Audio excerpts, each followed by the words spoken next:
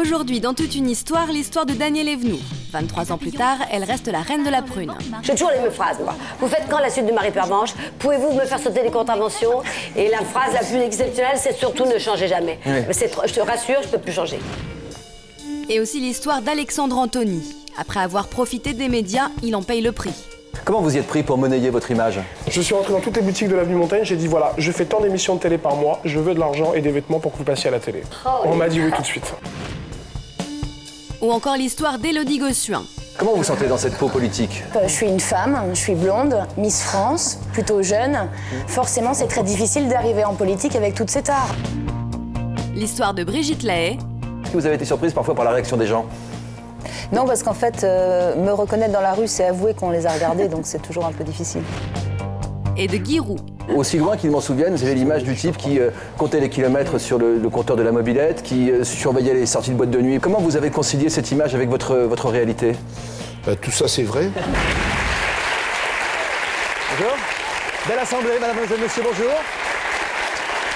Bienvenue dans toute une histoire, une émission spéciale People aujourd'hui, comme on dit. Comment les people s'accommodent-ils de l'image qui leur colle à la peau?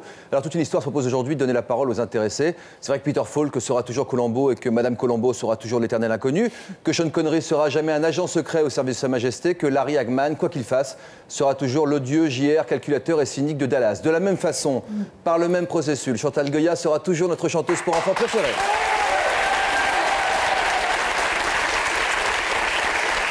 Danielle Evenou sera toujours la reine de la prune.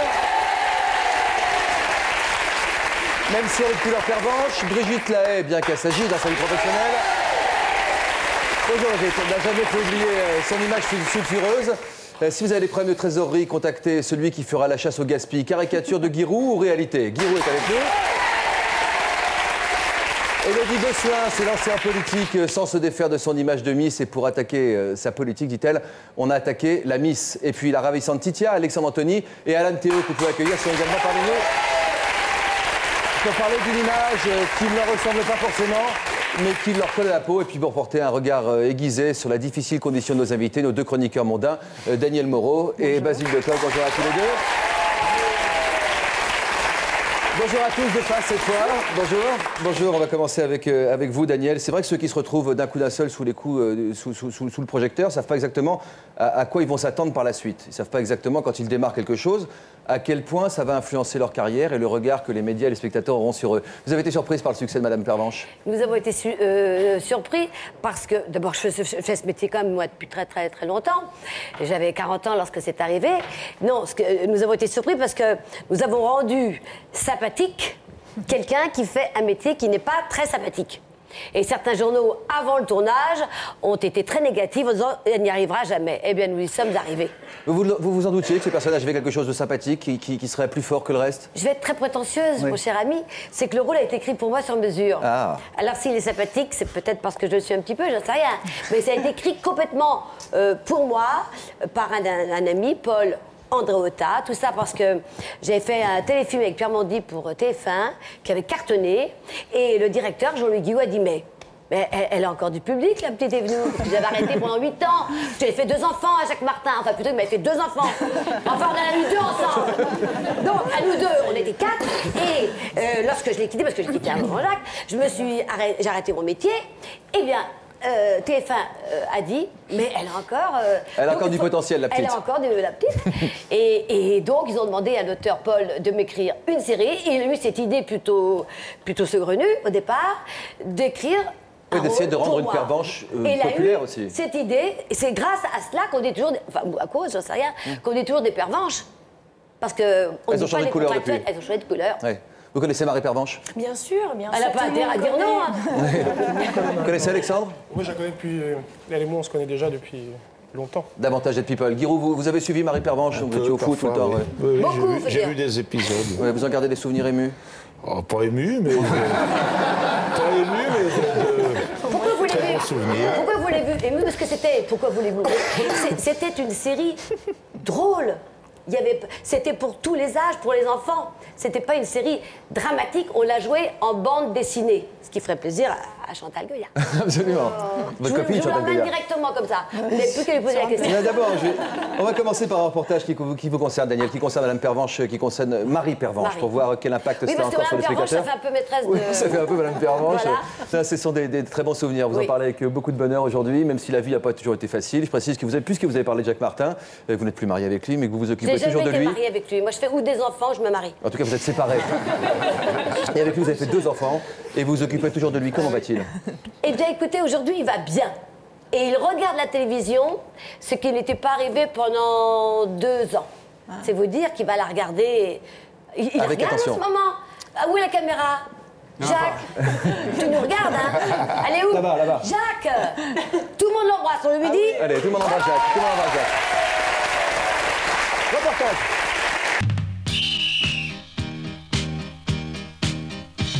Un papillon par-ci, par-là dans le vent, Marie Pervenche vous vend du printemps. Sous ma panoplie de gendarmes. Bat le cœur d'une femme. Je suis ravie de revoir ça. Mais figurez-vous que les gens se souviennent du costume bleu. Mais c'était surtout le côté bande dessinée, cette fille qui se mêlait de ce qui ne la regardait pas, qui les faisait rire. C'était drôle. Gai, drôle et mais quand même du policier. Bon, on pourrait faire un jeu, vous demandez dans la rue combien il y a eu d'épisodes de Marie Pervenche. Beaucoup vont vous dire 80, 100, 120. Pas du tout. Devinez, 22. Comme les flics. Eh ben, on a rendu sympathique les contractuels qui font un métier tellement difficile. Les pauvres, ils sont insultés toute la journée. D'ailleurs, moi-même me faisais insulter. Dans les années 80, Marie Pervenche, première femme flic de la télé, multiplie les records d'audience. Regardez, Marie Pervenche qui a gagné contre le parrain. Vous imaginez, Marlon Brando contre Marie Pervenche. On battait aussi Dallas. Quand vous avez un succès comme ça, moi je suis tellement fière de mon petit chapeau bleu. Et on pourra en faire profiter quelqu'un? Tu crois vraiment qu'avec ça, tu peux faire un heureux? Plus que des heureux, Marie Pervenche a même fait des vocations. Du coup, elle reste très populaire auprès de ses collègues policiers. L'uniforme n'est pas le même, mais le carnet de contravention est toujours là, bien pratique pour les autographes.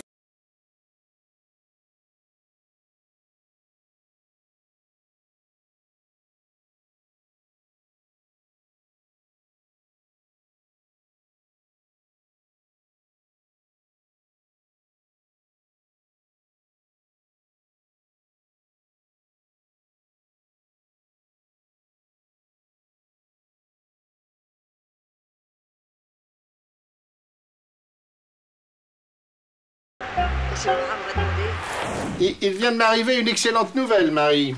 C'est vrai? Oui, votre nomination. Oh, merci, monsieur le commissaire, merci. La revanche de Marie Pervenche. Le public en rêve. Quant à la principale intéressée, elle se laisserait bien tenter. Écoute, à chaque fois qu'il y a des gens qui te voient ici, à chaque fois, ils me disent, mais quand est-ce qu'elle va faire la suite de Marie Pervenche? C'est dingue, hein? Bon, bah alors, qu'elle a fait quoi? Attends, je vais même te dire, il y a même des contractuels qui me le demandent. Carrément. Moi, si on me proposait, je dirais oui tout de suite. Tu dirais oui tout de suite? Oui, parce que ça ferait tellement plaisir aux gens qui me regardent. Est-ce que tu sais, Anita, qu'on dit toujours des Pervenches depuis? Ah non. Bah, la preuve, quand tu vois une contractuelle, tu dis une contractuelle ou une Pervenche? Eh ben, je dis une Pervenche. Je dis une Danielle. Une Danielle. En attendant qu'on lui propose la suite des aventures de Marie Pervenche, c'est sur les planches que Daniel Evenou continue à faire rire son public. Bonsoir, alors moi c'est Daniel et voici Georges, mon mari. Ah oui aussi, très souvent on me dit que je fais très petite à la télé. Alors je sais pourquoi je fais très petite à la télé. J'y ai souvent réfléchi, c'est parce que eh ben, dans votre salon la télé elle est trop basse. Le One Woman Show est autobiographique. Résultat, Marie Pervenche n'est jamais très loin. J'ai renversé une grosse dame. Je sors de ma voiture, elle était pas... Oh, coucou, madame, vous allez bien? Elle ouvre les yeux. Oh, Daniel Pervenche. Ah ouf, elle était pas encore morte.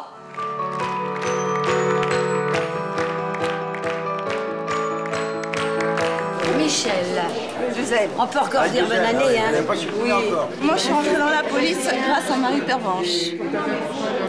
Vous êtes entrée dans la police grâce à moi? Oui. Vous m'avez poussée dans cette voie et je vous en remercie. Oh! Merci. Quel est votre prénom? Virginie. Virginie. Vous n'avez pas le droit de faire autant de bêtises que moi dans Marie Pervenche? Bah non. C'est dommage, hein? Vous ferez un petit rôle si je fais la suite de Marie Pervenche? Pas de problème. Ah bah voilà. Avec grand plaisir. Ah bah alors d'accord. Ça me restera collé à la peau. Bah, tant mieux, il faut m'être collé par un succès que pas. Oui. Une Marie Pervenche, il n'y en a qu'une. Et elle est irremplaçable.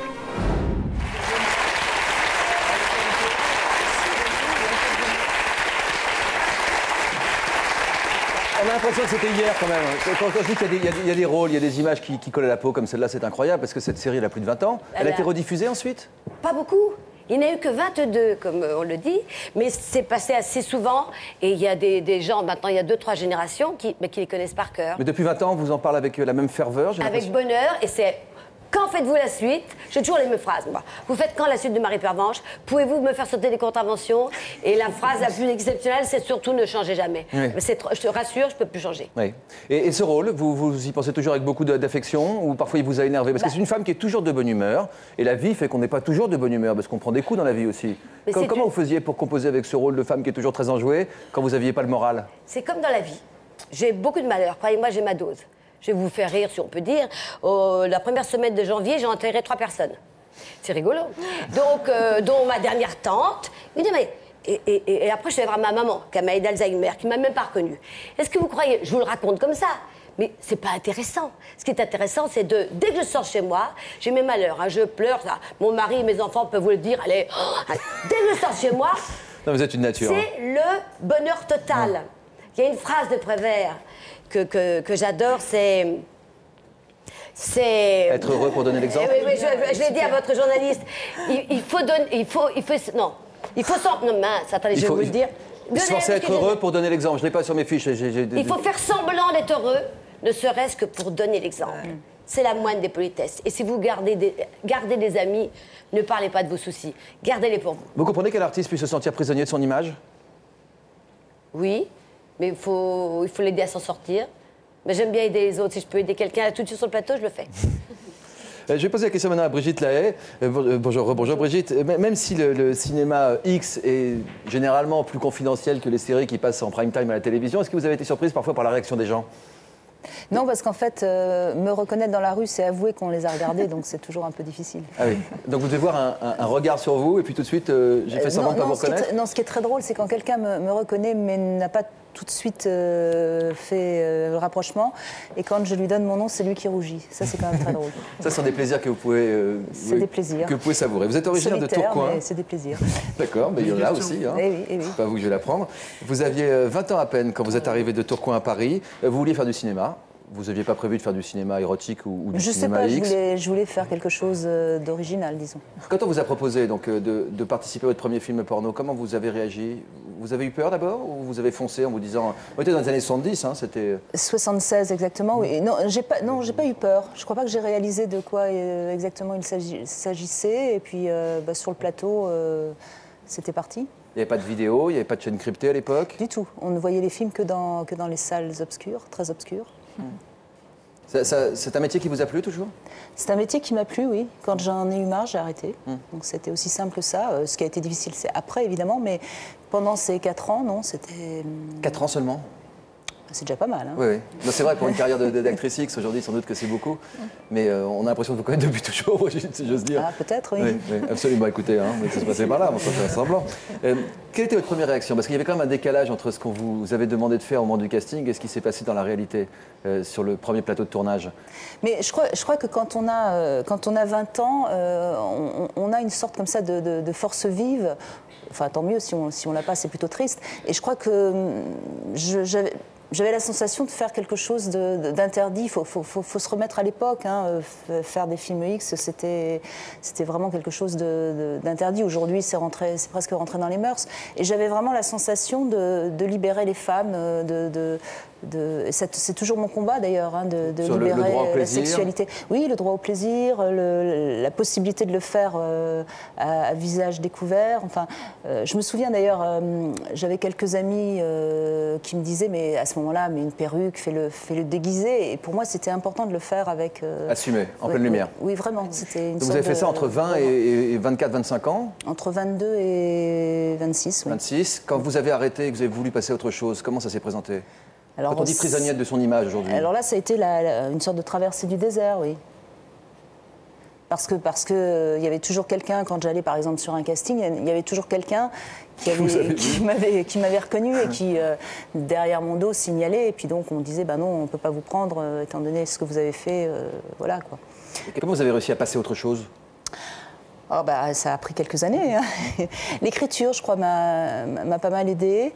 Mais ce qui a été très bizarre dans mon cas, en fait, c'est que ma notoriété augmentait entre 80, l'année où j'arrête les films X, et 85, donc il y a une traversée du désert, et entre 85 et aujourd'hui, ma notoriété n'a pas cessé d'augmenter, alors qu'au fond, je ne faisais pas grand-chose de vraiment très important. Je veux dire, mes livres se vendaient, mais ce n'étaient pas des best-sellers. C'était lié à quoi? C'était lié à la diffusion des films? Alors, c'était lié surtout aux émissions de télé. Je crois qu'en fait, le discours que j'avais dans les émissions de télé de toutes sortes correspondait à une époque. Je crois que je suis arrivée au bon moment, en fait. C'est la chance que j'ai eue. Et je crois qu'on avait envie de liberté, d'une ouverture sur la sexualité.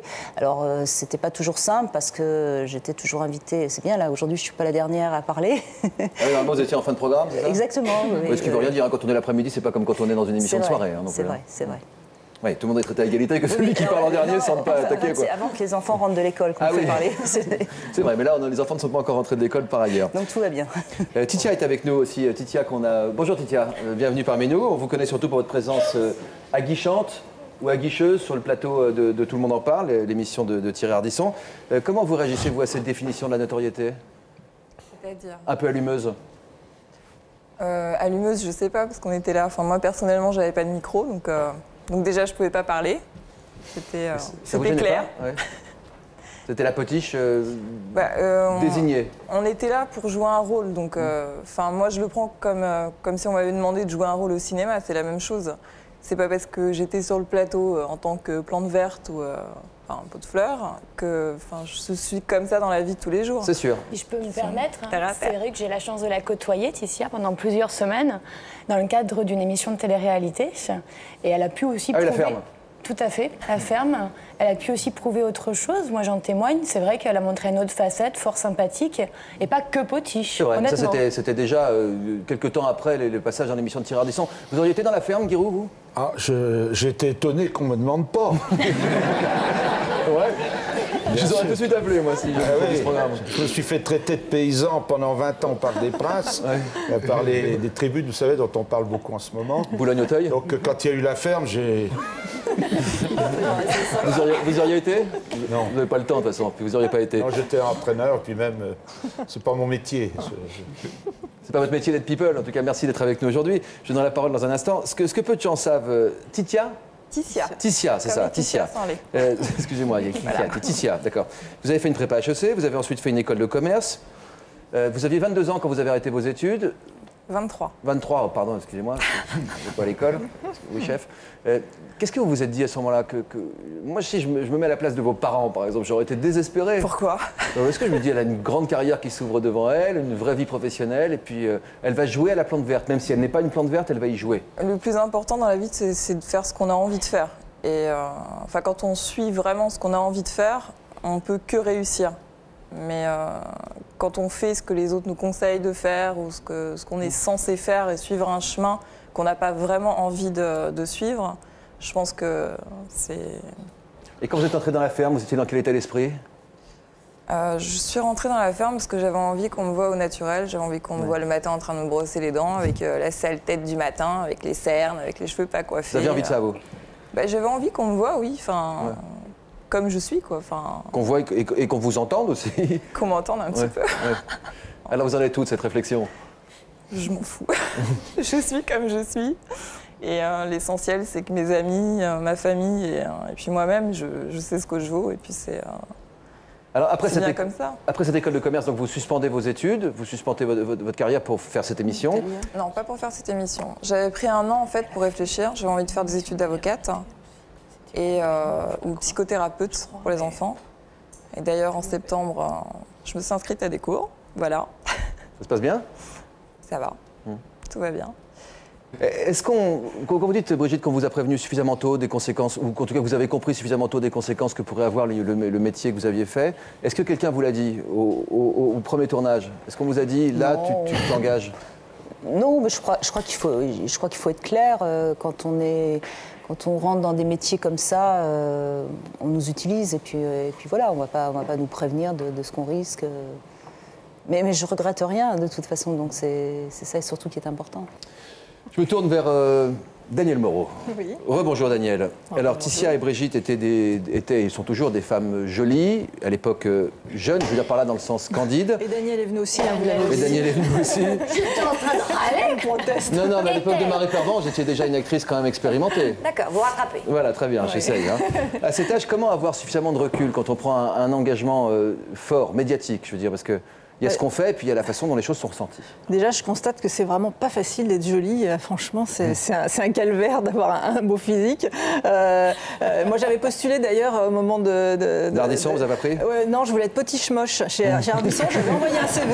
Je m'étais dit, ça va peut-être l'amuser, mais bon, j'ai pas eu de nouvelles. Et puis voilà, c'est Ticia qui a eu l'affaire. Donc, non, mais c'est vrai que, comme on dit, on peut pas tout miser sur son physique. C'était une phrase dans un film, mais je trouve que c'est assez dangereux avec l'âge. Oui, ben voilà, c'est assez dangereux parce que c'est pas une valeur montante, c'est plutôt une valeur descendante, donc c'est quelque chose de dangereux. Et en même temps, voilà, quand on a le physique de Ticia, c'est difficile de prouver d'emblée qu'on est en plus intelligente, parce qu'elle a l'air en plus cultivée et intelligente. C'est super énervant d'ailleurs. Elle l'a fait dans l'autre sens d'ailleurs, parce qu'elle a commencé par ses études et ensuite elle a fait la potiche. Oui, mais elle a été reconnue malheureusement en tant que potiche, donc je sais pas comment elle voit l'avenir, mais c'est vrai que ça doit être difficile. Ça doit être difficile. Basile, je suis content de vous voir. Comment faire la différence entre les vraies opportunités et ce qu'on peut appeler le miroir aux alouettes? En fait, je crois que, disons que les people, c'est quand même, ou les vedettes, c'est quand même des gens qui l'ont cherché. Alors le miroir aux alouettes, on ne sait jamais. Tu sais, ça peut être une question de temps. Tu peux être en début de carrière, tu peux être au top, ou tu peux être dans une traversée du désert. Tu peux avoir l'impression que c'est le miroir aux alouettes, puis tout d'un coup, ça s'arrange miraculeusement. Tu redeviens une vedette, je sais pas, Travolta, il a été un gland pendant 20 ans, il est redevenu une vedette. C'est vrai. Ça s'en va et ça revient, c'est fait de tout petit rien. Il faut jamais désespérer, mais surtout, moi je veux pas plaindre les people, parce qu'il y a tellement de gens, surtout à notre époque, c'est devenu un but dans la vie d'être célèbre. Alors vous qui l'êtes, toi qui es reconnu dans la rue, sauf par les gays, toi qu'on appelle toujours Marie Aubergine, vous avez de la chance. J'ai donné la parole à Alan Théo. Bonjour Alan, bienvenue parmi nous. Dans les années 90, vous avez été ce qu'on appelle un chanteur à minette. Votre tube à l'époque s'appelait Emmène-moi. Emmène-moi, extrait. Emmène-moi.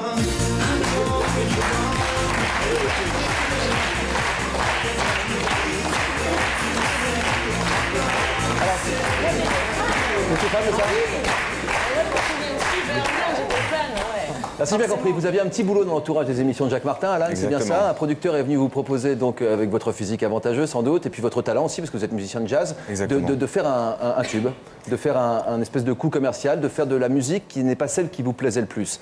Vous avez accepté, vous aviez quel âge? Heureusement, j'avais déjà 26 ans. Heureusement que vous n'étiez pas trop jeune? Oui, exactement. Parce que ça m'a permis d'arrêter au moment où je me sentais plus à l'aise. Parce que j'avais pas peur du vide. J'avais pas besoin de ça pour me sentir vivant. Mais bon, c'est vrai que quand j'ai écouté les titres qu'on me proposait, j'ai fait voilà, il faut vraiment que tu sois sûr de ton coup. Ça faisait 1 an et demi que j'étais sur Paris. J'étais parti de Grenoble pour essayer de faire de la musique et je comprenais pas comment ça fonctionnait. Et puis là, on me proposait un truc énorme. J'ai fait tiens, je vais essayer. Donc un titre, voilà. Et dans la foulée, ça a vraiment cartonné. J'ai fait un album tout de suite. En tout, vous avez vendu combien de disques? Albums et singles confondus?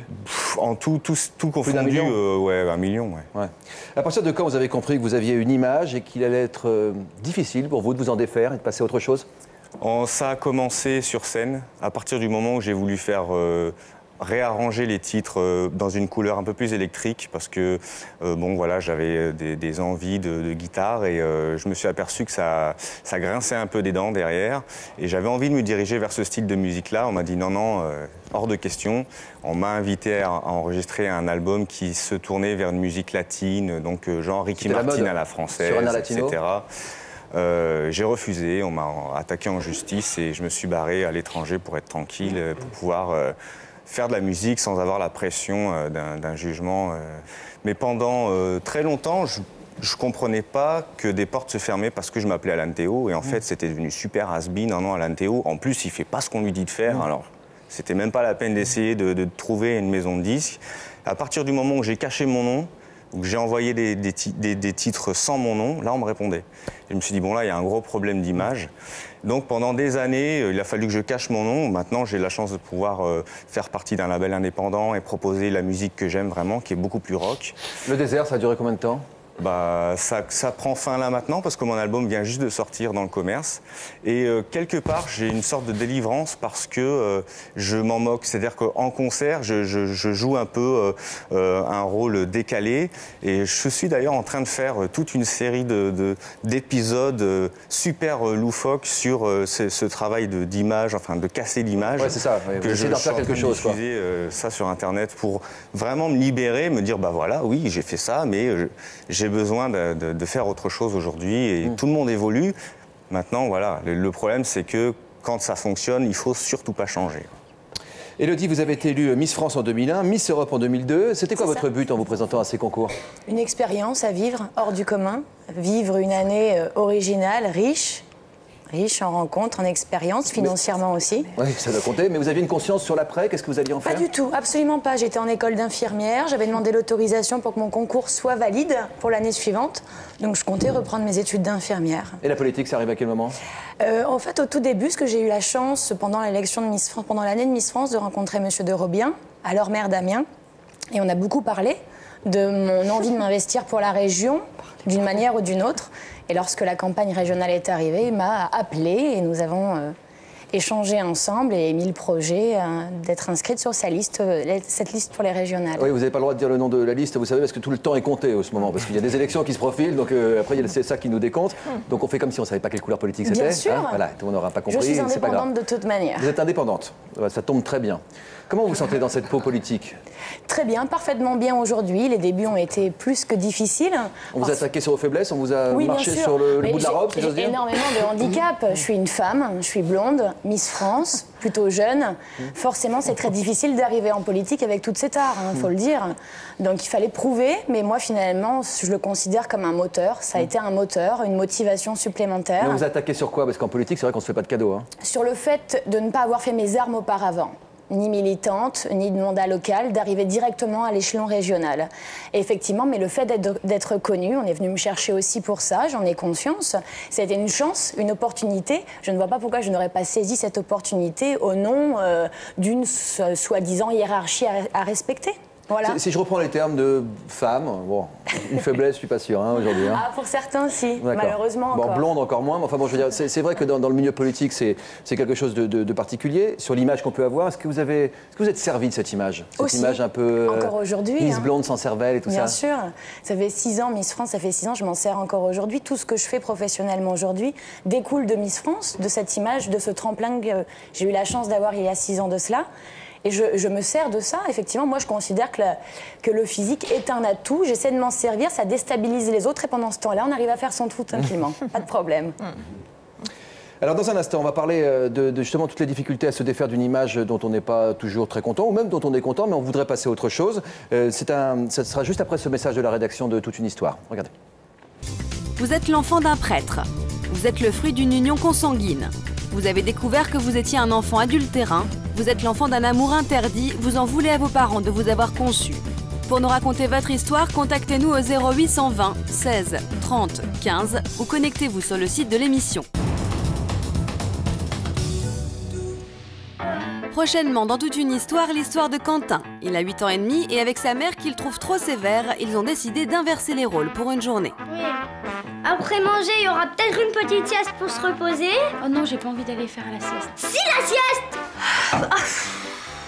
J'ai pas fait exprès. Virginie! Attends, tu m'as demandé beaucoup de pâtes, et ben je t'en ai donné beaucoup de pâtes, alors mange tout. Qu'est-ce que tu as découvert alors sur son rôle de maman?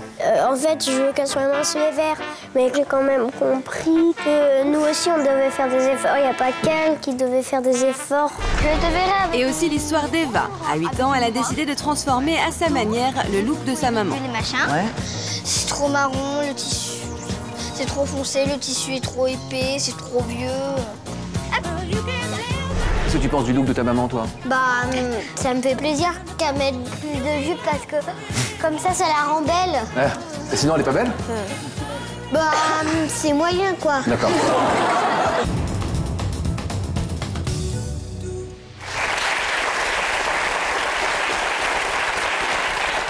Les célébrités, on parle aujourd'hui des images qui collent à la peau. C'est vrai que les célébrités se plaignent parfois d'être prisonniers de leur image. Il faut dire que les médias adorent coller des étiquettes. C'est un truc qu'il faut comprendre assez tôt, parce que de toute façon, on ne peut pas s'en débarrasser. Alors, qui est responsable? Les médias, les célébrités elles-mêmes.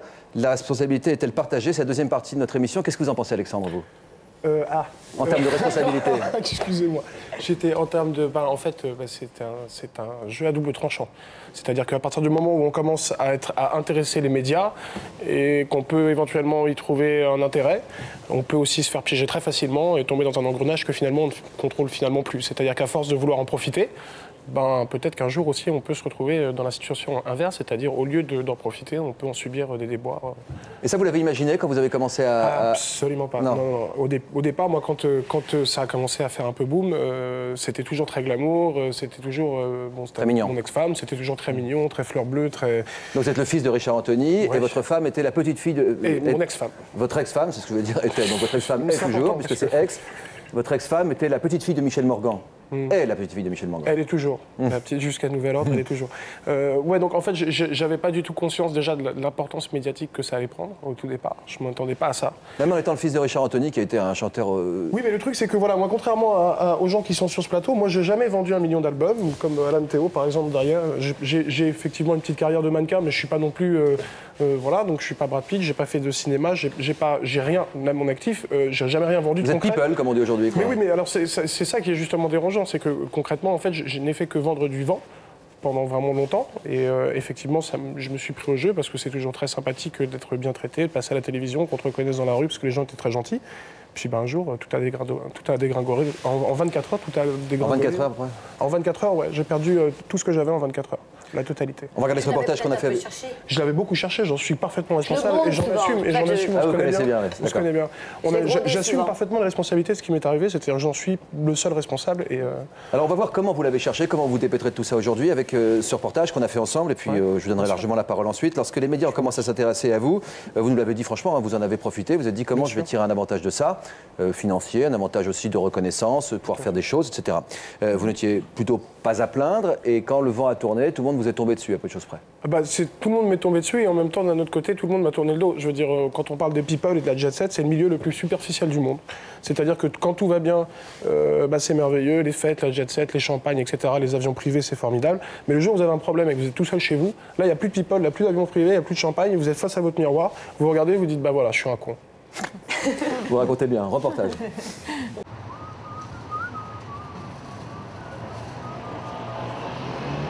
Est-ce que je suis dans la presse? En première page, en couverture. Pas en couverture. Donc déjà, c'est un point positif. En fait, le but du jeu, c'est quoi? C'est à chaque fois que je vais dans un kiosque, je regarde si je suis dans quelque chose, et je trouve que je suis dans rien, je suis vachement content. Voilà. Il y a des gens qui veulent devenir célèbres, et puis moi, je voudrais bien ne plus l'être, parce que quand c'est dans ce genre de truc-là... En fait, si j'avais vendu 10 millions de disques et que j'étais reconnu pour un truc... genre parce que j'ai du talent, ça me dérangerait pas. Mais moi, malheureusement, c'est pas pour ça que je suis dans les journaux. C'est parce que je suis quelqu'un de scandaleux, et puis parce qu'on dit beaucoup de mal de moi. Donc forcément, c'est toujours moins drôle, quoi. Une image sulfureuse qu'Alexandre Anthony doit surtout à son penchant pour la cocaïne. Jet-setter invétéré, il écume pendant des années les palaces et les plus grandes fêtes de la planète en compagnie de son épouse, Sarah Marshall. Mais ces abus auront raison de leur amour. 2 ans après la naissance de leur fils, ils se séparent. Aujourd'hui, Alexandre a rendez-vous avec son avocat au sujet de son divorce. C'est ce même avocat qui l'a défendu devant le tribunal correctionnel en 2006 pour une affaire de stupéfiants. Incontestablement, défendre Alexandre Anthony n'est pas facile. Pour la majorité des gens qui lisent Voici, Gala ou je ne sais quel autre journal, il est évident que c'est un vendeur de cocaïne. Face à un truc comme ça, arrêté dans un trafic de drogue, que voulez-vous que les gens en pensent ? C'est pas faux, mais c'est pas vrai. Je vais pas revenir sur le fait que moi j'étais un vrai gros consommateur de stupéfiants, ce qui n'est maintenant vraiment plus le cas.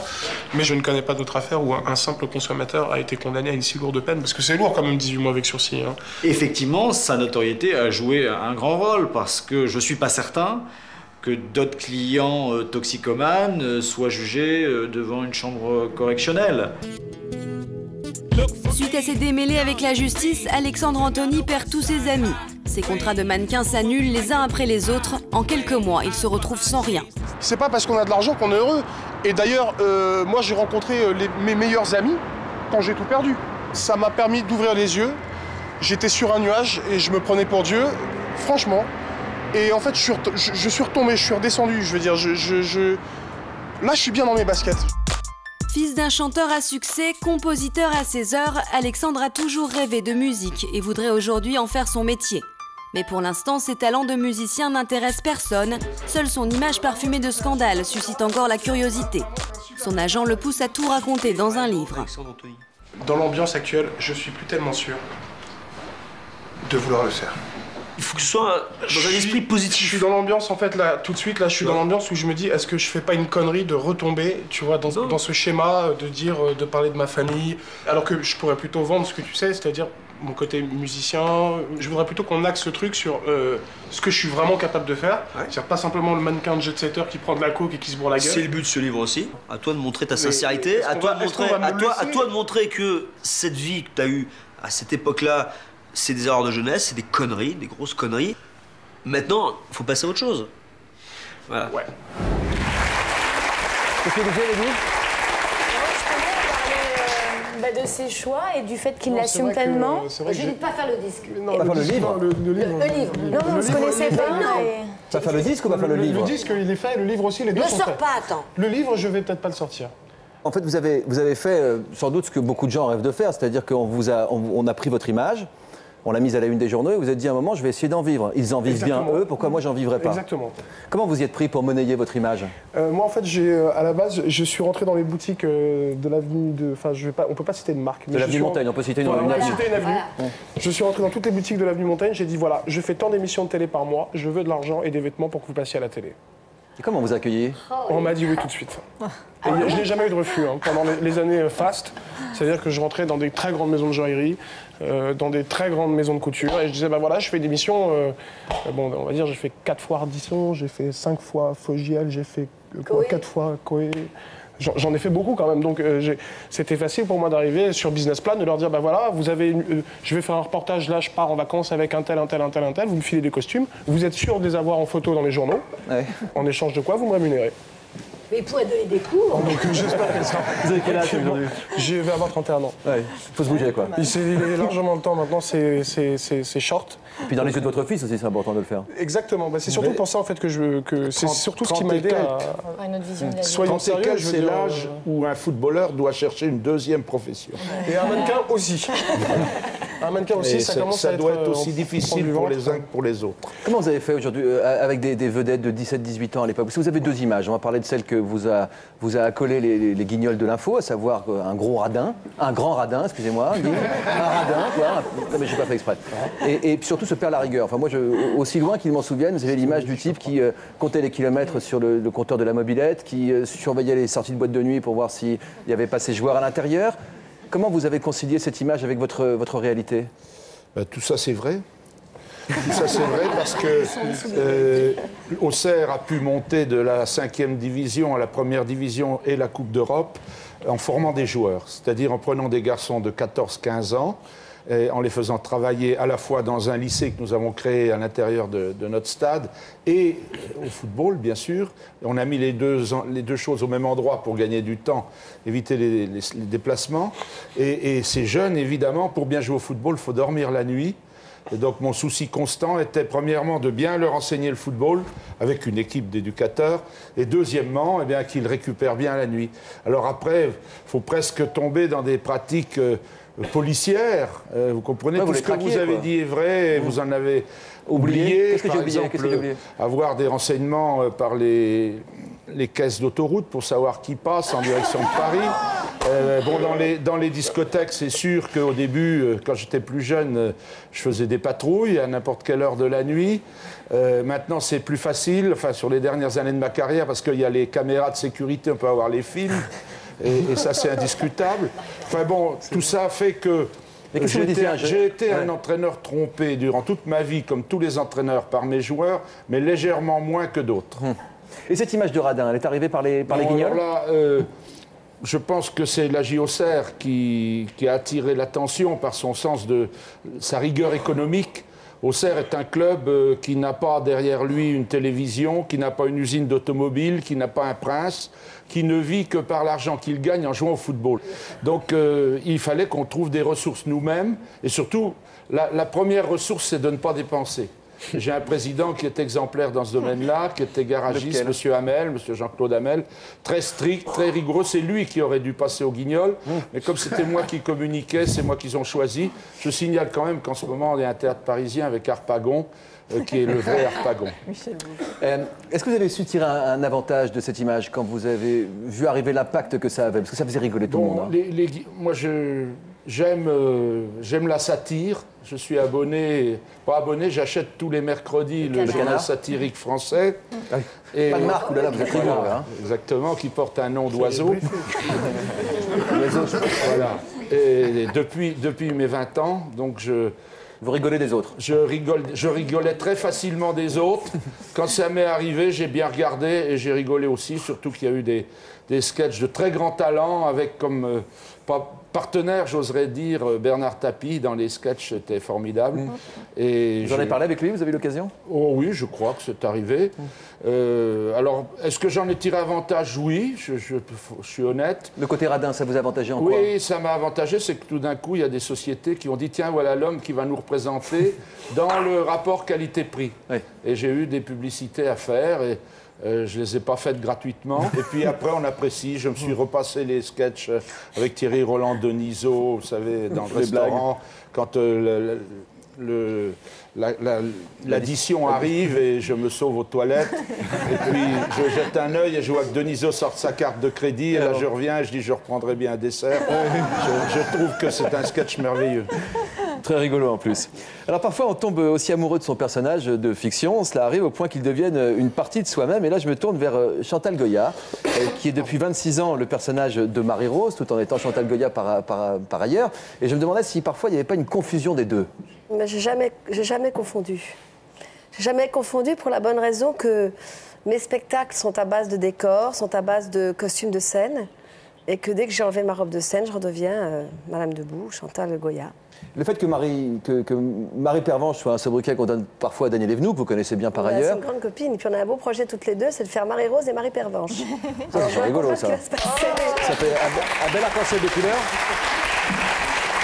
En tout cas, Marie-Rose a été créée donc, par Jean-Jacques Debout il y a maintenant 26 ans. Et aujourd'hui, à cause d'une chanson, oui. Et aujourd'hui, le spectacle est à nouveau sur scène. C'est un univers très onirique. Vous y êtes comme un poisson dans l'eau, on pourrait plutôt dire comme une fée au milieu des étoiles. Merci.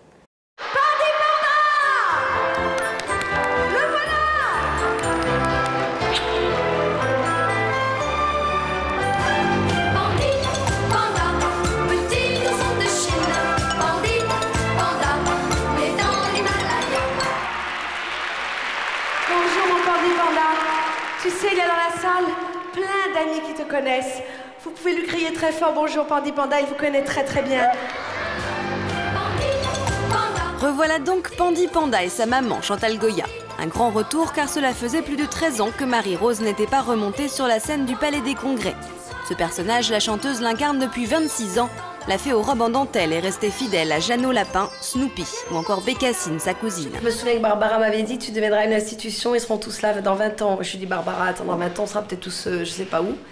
Elle a raison, elle avait raison. Et voilà celui qui a toujours tout écrit. Peut-être que tu changes de robe, non? Non, c'est fini, j'ai tout changé pour te faire plaisir, je mets la robe de Marie-Rose. Mais il y a un faux pli là. Ben, c'est pas grave, personne ne le voit, il y a que moi qui le sais. Ce n'est pas grave. Après un quart de siècle, forcément on relativise, et pourtant cela n'empêche pas d'avoir le trac avant d'entrer en scène. Donc faut laisser deux Marie-Rose tourner.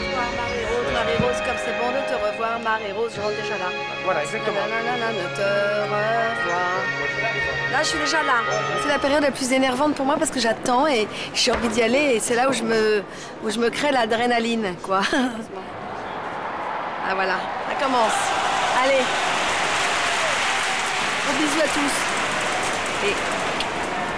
A, B, C, D, E, F, G, H, I, J, K, L, M, N, O, P, Q, R, S, T, U, V, W.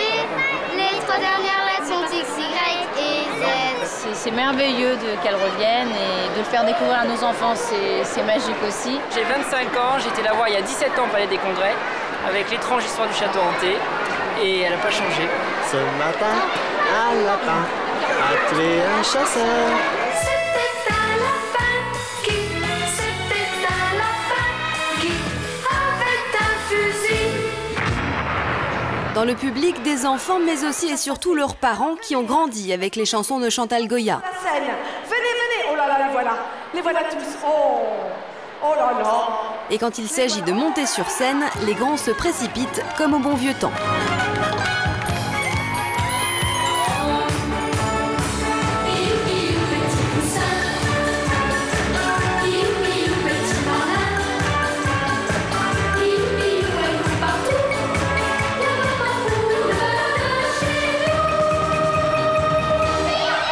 Pour moi, c'est un beau cadeau ce qui s'est passé aujourd'hui. Parce que moi, j'avais rêvé de revenir et ça y est, mon rêve s'est réalisé. Franchement, elle est exceptionnelle. Et de voir les yeux de ma fille comme ça, qui connaissait les chansons par cœur, non, c'est ses tenues de scène, chérie. Je crois qu'il n'y a qu'elle pour faire ça. Ce qui est dommage, c'est triste de se dire qu'il n'y a personne qui pourra refaire des spectacles comme ça pour enfants. Personne. Bah, tu vas faire 2 heureux là. Ils sont fanatiques. Oh, c'est gentil. Ça fait 2 jours qu'il me bassine avec toi. Là. Oh là là. Et il était déçu parce qu'il pensait qu'il serait seul à te voir. Ah bah oui, il y en a un qui est arrivé un jour dans la grande salle avec un bouquet de fleurs. Il a fait oh, bah il y a plein d'enfants. Oui, c'est ça, hein, l'exclusivité. Ouais, ça. Merci, ma Chantal. Merci à toi. Merci. Hein. C'est magique ce qui s'est passé. Lorsque tous les jeunes gens sont montés, attends, tout le monde pleure encore. J'étais tellement heureuse pour elle qu'en un seul coup, tous les mômes, elle disait les mômes, qui montent sur le plateau. J'ai cru que le plateau allait s'écrouler. Ils avaient 30, 35 ans, il y avait même des vieux de 55 ans. Et je crois qu'elle va pas nous lâcher. Ça va être Super Mamie Marie-Rose. C'est-à-dire que dans 20 ans, elle sera là. Et on sera nous aussi en train de faire « Voulez-vous assez, grand-mère » On part où, hein? Bravo, Chantal. Ça vous a fait plaisir, hein. Je me souviens, vous étiez venu aussi sur le plateau de Ça se discute, vous disiez je vais le refaire ce spectacle. Mais vous savez, j'ai toujours cru au public. Et je pense que la grande responsable, c'est moi. Parce que si j'avais lâché au moment où ça allait mal, je serais peut-être plus là aujourd'hui. Mais j'ai toujours su qu'il fallait foncer, continuer, monter les montagnes, ne jamais s'arrêter. J'ai toujours vu optimiste aussi, toujours avec le sourire. Je me suis jamais plainte aussi, parce que ça... Il y a eu des difficultés dans la vie aussi. Des grosses difficultés. Mais je savais quelque part que ça devait arriver et que c'était obligatoire de passer par là. Moi, je suis quelqu'un de positif, j'ai une étoile quelque part qui... Vous étiez prédestinée à ce type de carrière, de spectacle? Qu'est-ce que vous vouliez faire quand vous étiez toute jeune? Je voulais être journaliste. Je voulais être journaliste. En fin de compte, j'ai rencontré Jean-Jacques à 17 ans dans un mariage. Et quand il m'a vu, il m'a dit on se mariera, on se connaîtra. Je ne vous connais pas, mais on se mariera, on aura 2 enfants. Vous serez célèbre à 30 ans, vous chanterez à l'opéra. Et il vous a cru? Et vous l'avez cru? Ben, je l'ai cru parce que je me dis c'est quand même fou quelqu'un qui me dit une chose pareille. Et il a eu entièrement raison sur tout. Ce qui est formidable, c'est que vous l'ayez fait. Oui, j'ai fait même chanter à l'opéra, puisque j'ai été chantée pour le Premier ministre à l'époque, et c'était à l'opéra. Moi, je me pinçais quand je chantais. Au Palais Garnier à Paris? Pardon? Au Palais Garnier à Paris? Palais Garnier à l'Opéra de Paris, absolument, il y a 10 ans, 15 ans. Dans les moments plus difficiles, les périodes de creux, comme en connaissent tous les artistes, comment les gens vous parlaient dans la rue, les adultes, les enfants? Alors moi, je vais vous dire, c'était assez spécial, parce que le jour où tout s'est cassé, moi, je m'en suis pas rendu compte. Le jour où tout s'est cassé, c'est après le jeu de la vérité, ça? Oui, ça s'est passé en 3 minutes. En 85, le 13 décembre 85 à Lyon. Et moi, je croyais que les gens étaient heureux, parce que dans la salle, tout le monde était heureux, criait, Chantal, on t'aime. Et moi, je pensais que c'était génial. Ce que j'avais dit à une dame, Madame changez de chaîne, je trouvais ça drôle, puisque vous m'aimez pas. Mais en fin de compte, c'était... L'image, elle a été changée. Je ne le savais pas non plus. C'est que quand je me suis retrouvée dans cette espèce de trou énorme, sur place, en direct, je me suis dit, les seuls qui pourront te raccrocher à l'espoir, ce sont les enfants. Donc laissons les adultes d'un côté et courons vite chanter le lapin auprès des enfants. Mais et tous les gestes que je faisais, ils étaient donnés en direct à une dame qui était foncièrement, il ne m'aimait pas, mais c'est pas grave, on peut très bien ne pas être aimé. J'ai pas compris tous les gestes, c'était les gestes du lapin. Moi, je ne le fais plus parce que j'ai tellement peur de repartir. D'accord, non, quand je chantais ce matin un lapin, c'était pour les petits qui étaient devant moi, qu'on n'a jamais montré. Mais comme je faisais des grimaces pour les faire rire comme un clown, parce que moi j'adore rigoler, je me suis pas du tout pensé, j'ai pas pensé dans ma tête que c'était mis directement en réponse à tout ce qu'on attendait de moi, des grandes phrases, en robe de scène. En plus, on peut pas répondre comme dans la vie. Qu'est-ce qui vous a permis de tenir le coup après cet épisode qui date de plus de 20 ans maintenant? 25 ans, ça y est, 23 ans. 23 ans, 22. Ouais.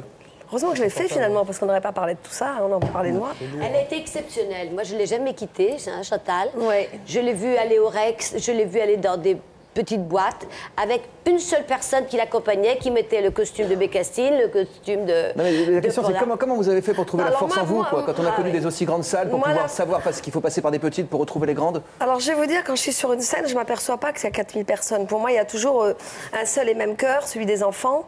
Mais je pense que quand j'ai eu cette grande difficulté, c'est ma famille en premier. Mes enfants, mes petits-enfants, car ils étaient pas là. Non, mais là, il fallait que vous rassuriez tout le monde, vous, alors? Moi, je suis une maman qui rassure tout le monde. Mon équipe pleurait, mes danseuses pleuraient. Et je leur disais, mais vous inquiétez pas, on va refaire la même chose. Alors, je m'étais dit, on va aller dans les îles. Là, ils n'ont pas vu l'émission. Ça, déjà, on va aller trouver un public tout nouveau. Et c'était un triomphe, donc j'étais contente. Alors, personne ne me parlait de cette émission. Je me disais, ouf, ils ne l'ont pas vue parce que je m'étais rendu compte que c'était catastrophique. C'était passé après, mais pas en direct. Vous êtes expliqué avec Patrick Sabatier sur cette émission? Jamais. Jamais? Non. Mais c'est pas grave, il vit sa vie et moi la mienne. J'ai su me protéger et j'ai su faire une espèce de béton, mais avec ma sensibilité à l'intérieur, que j'ai toujours gardée. Je demande à Daniel et à Basile, ça peut encore arriver des émissions comme celle-là qui changent vraiment tout pour un artiste, où il y a eu un avant et un après? J'ai l'impression qu'il y a tellement de médiatisation aujourd'hui qu'on peut toujours... Ah, si ça pouvait être celle-ci. À l'époque, il n'y avait que du direct. C'est un beau moment de vérité, en tout cas. Je pense que ça, de toute façon, tout le monde le reconnaîtra. Je crois que c'est un monde cruel et qu'un faux pas, et c'est affreux quand on vous entend dire qu'en une minute, voilà, toute une carrière s'effondre alors que vous avez un public fidèle et tout ça. C'est grave, quoi. Mais c'est un milieu d'image, donc il ne faut surtout pas décevoir, il ne faut surtout pas faire le faux pas. Une émission qui peut tout changer, c'est effectivement, comme le disait Chantal, ou comme le disait Daniel, ou comme le dit tout le monde, c'est une émission en direct. Oui. Parce que là, t'as pas le droit de te planter. C'est qu'il faut être soi-même, mais en étant soi-même, on fait aussi parfois des erreurs, ça fait partie de la vie, on n'en paye. Non, puis elle a raison, parce que moi j'étais moi-même, mais quand on est Marie-Rose, on n'a pas le droit de dire des choses quand on est soi-même. C'est pour ça que je parlais de la confusion des rôles aussi. Il est là, la confusion. La confusion, elle est là.